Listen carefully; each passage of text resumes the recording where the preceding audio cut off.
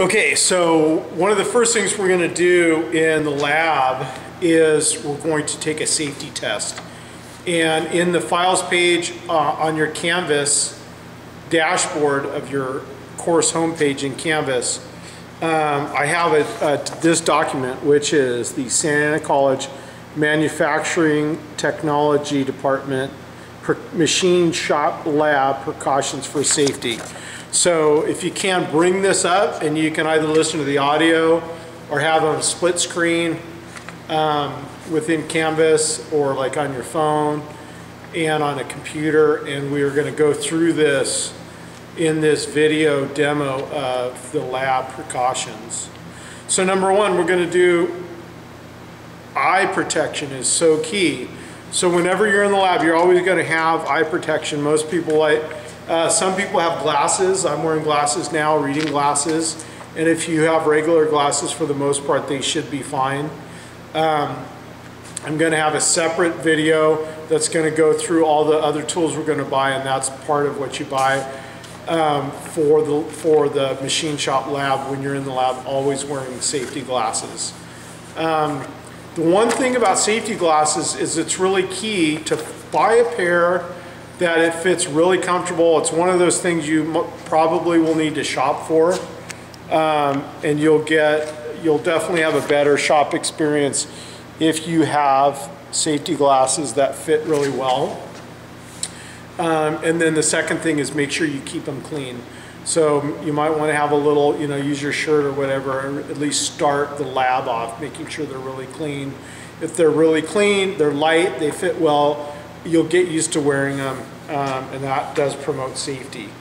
And then if you read along with me, safety glasses are adequate protections for all machines except pedestal grinders, and we'll go on we'll review the pedestal grinders later on in this video. When you're on the pedestal grinder, we'll be using a full face shield. Glasses with vented side covers are not enough to protect you when you're using the pedestal grinder, so you have to have a full face shield. Do not stand close to watch someone else operating the machine without having your glasses on. Obviously, you're going to have your glasses on whenever you're in the shop. Number two, clothing should fit snug to the body and must be covered with a tight-fitting machinist apron to protect against entanglement, dirt, and oil. Short-sleeve t-shirts are definitely the safest. They don't have sleeves to be caught. So right now I'm wearing this short-sleeve shirt, but I do have a collar, and on C it says, if you have a t-shirt, it won't have a collar, so it'll lay flat and you won't get chips to deflect down your collar. Long sleeve, pushed up, are not acceptable. If it gets really cold out, and obviously the shop is actually air conditioned and heated, so if it is real cold out, you can obviously bring a jacket, but when you're in the shop, you definitely, you're not wearing a jacket, you're just wearing a t-shirt. If you still think that it's too cold in the shop, just bring an extra thick t-shirt and wear 2 t-shirts, okay? 3, large or loose-fitting jewelry and watches can be hazardous, so you should remove those during the lab. Number 4, closed-toed shoes must always be worn in the shop as well. We're going to have, you don't have to have a steel-toed shoe, but you can't have any open-toed sandals, okay? So that's really key. If you come in the lab with sandals, I'm going to send you home. And I've done that before. Long and loose hair must be constrained so it will not get caught in rotating parts of the machine. 7, shop rags are necessary but may be dangerous if not used properly. And I've got a bin over here behind me you can see over there, this blue bin has shop rags. When you come in, each shop period, can grab a clean rag, and I usually keep it either in my back pocket or in my apron pocket. And then just make sure you don't have it up on the machine near the rotating spindle head. or on the lathe, you want to kind of maybe have it in your toolbox or have it in your apron pocket, okay? Fire may result if oily rags are not placed in a can with liquid, so it's really key at the end of the shift. What we're going to do is there's these red cans right here that I'll show you when you come in, and you can have your rag with you and then wipe down your machine at the end of the lab period. And then one of the last things you'll do before you leave is put this oily rag in the red can. Okay? It says on the instructions, do not keep rags in your locker. And during the COVID situation, when we have restricted lab, we're not going to have lockers. And I'll go over that in the syllabus. You'll probably would do well to have a little toolbox that you keep with you. You can get a little tiny 12-inch toolbox, and I'll show you what that looks like, and you would just have that on your machine because I'm not going to be checking out lockers during the pandemic. So, number 8, the bottom of page 1, it says, keep hands away from rotating parts of the machine. Do not stop rotating chucks or spindles with your hands. Your fingers can get caught and severed in the jaw slot of the chuck. This needs to be said, and this will be on the safety test that we'll take. But as this spindle runs, and I can turn this spindle on, you're going to have a tool in here.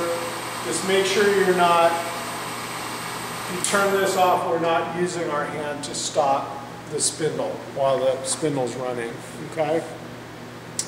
And then with that said, the top of page 2, do not point with fingers close to mill cutters. And you also want to make sure the spindle is stopped. So you stop the machine before brushing any chips away, and use a brush or scale. Do not use your hands. And we have these little paint brushes here that we can use to clean the chips away when we're machining. Okay? Number 9, page 2. We do not wear any type of glove in the machine shop when operating any machine tool. Gloves are easily caught in the rotating machines. So this is pretty standard safety practice within a machine shop. There is a couple occasions when I will wear gloves. If I have a large piece of dirty material, I will put gloves on, and then I'll wipe that down and I'll clean it. And then I'll take my gloves off so I can handle the material safely without gloves. And occasionally we'll get material that's really sharp, so I might put gloves on to handle the material while I deburr the sharp edge, so I can handle it without gloves. Okay, so when I'm done deburring it or done cleaning it, then I can take my gloves off and I can handle the material without gloves. Okay. 10, practical jokes are many times not funny and can result in serious injury or death. So do not get started in a never-ending series of practical jokes with one another. Just be, just be real cognizant and real, I want to say formal when you're in the shop, and just be aware that goofing off is a safety issue, so don't goof off. 11, during the fire drill, and you should turn off all equipment and then leave the building immediately. Remain 25 to 50 feet from the building until the clearance bell rings. Okay, so number 12, do not put your body weight on a wrench to push it away from you.